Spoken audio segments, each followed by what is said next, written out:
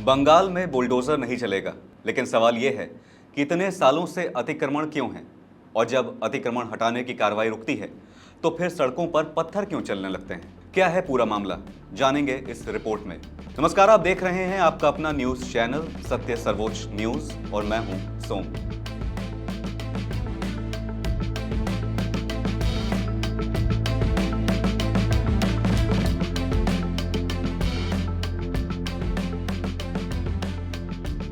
कोलकाता में अतिक्रमण हटाने को लेकर शुरू हुआ विरोध अचानक हिंसा में बदल गया। पुलिस पर पथराव हुआ, जवान घायल हुए और फिर शुरू हुई राजनीति। बुलडोजर बनाम टीएमसी बंगाल मॉडल की राजनीति। दरअसल मामला कोलकाता के तिलजिला इलाके का है। यहां प्रशासन ने अवैध निर्माणों और अतिक्रमण के खिलाफ कार्रवाई शुरू की थी। बताया जा रहा है कि हाल ही में इलाके में हुए फैक्ट्री आग हादसे के बाद प्रशासन ने अवैध ढांचों पर सख्ती बढ़ाई थी। इसी कार्रवाई के विरोध में बड़ी संख्या में लोग पार्क सर्कस 7 पॉइंट क्रॉसिंग के पास जमा हुए। प्रदर्शनकारियों ने सड़क जाम करने की कोशिश की। पुलिस ने जब भीड़ हटाने की कोशिश की तब हालात और भी बिगड़ गए। भीड़ के एक हिस्से ने पुलिस पर पत्थरबाजी शुरू कर दी। इस हिंसा में कम से कम 3 पुलिसकर्मी घायल हुए। कई पुलिस वाहनों और बैरिकेड्स को भी नुकसान पहुंचा। हालात को संभालने के लिए इलाके में भारी पुलिस बल और केंद्रीय सुरक्षा बल तैनात करना पड़ा। बाद में पुलिस ने फ्लैग मार्च भी किया। कोलकाता पुलिस के अधिकारियों के मुताबिक प्रदर्शन की अनुमति नहीं थी और भीड़ ने अचानक हिंसक रूप ले लिया। ताजा जानकारी के मुताबिक पुलिस ने कई लोगों को हिरासत में लिया है और सीसीटीवी फुटेज के आधार पर उपद्रवियों की पहचान की जा रही है। स्थानीय लोगों का आरोप है कि प्रशासन बिना पर्याप्त समय दिए घर और दुकानों को तोड़ रहा था। कुछ परिवारों का कहना है कि उन्हें वैकल्पिक व्यवस्था या पर्याप्त नोटिस नहीं मिला।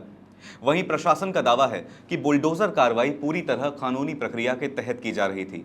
इस पूरे विवाद के बीच पश्चिम बंगाल की पूर्व मुख्यमंत्री और टीएमसी प्रमुख ममता बनर्जी का बयान भी सामने आया है। अब विपक्ष की भूमिका में मौजूद ममता बनर्जी ने कहा है कि बंगाल बुलडोजर राजनीति में विश्वास नहीं करता। उन्होंने आरोप लगाया कि बुलडोजर की राजनीति डर और दबाव की राजनीति है और राज्य में मानवीय तरीके से कानून लागू होना चाहिए।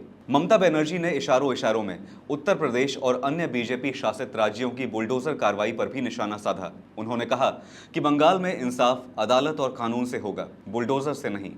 वहीं सत्ता पक्ष ने पलटवार करते हुए कहा कि अवैध निर्माणों पर कार्रवाई कानून का हिस्सा है और हिंसा किसी भी हालत में स्वीकार नहीं की जा सकती। सरकार का कहना है कि पुलिस पर हमला करने वालों के खिलाफ सख्त कार्रवाई होगी। घटना के बाद तिलजला और पार्क सर्कस इलाके में तनाव बना हुआ है। सुरक्षा बढ़ा दी गई है और पुलिस लगातार निगरानी कर रही है।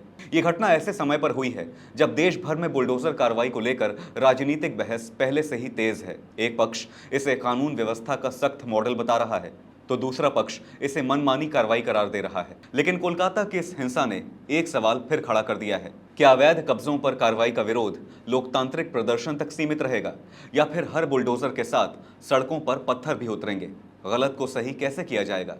अगर प्रशासन कार्रवाई करे तो पत्थरों की बारिश और तुष्टीकरण की राजनीति शुरू हो जाती है और अगर कार्रवाई रोकी जाए तो अवैध कब्जों पर सवाल उठने लगते हैं।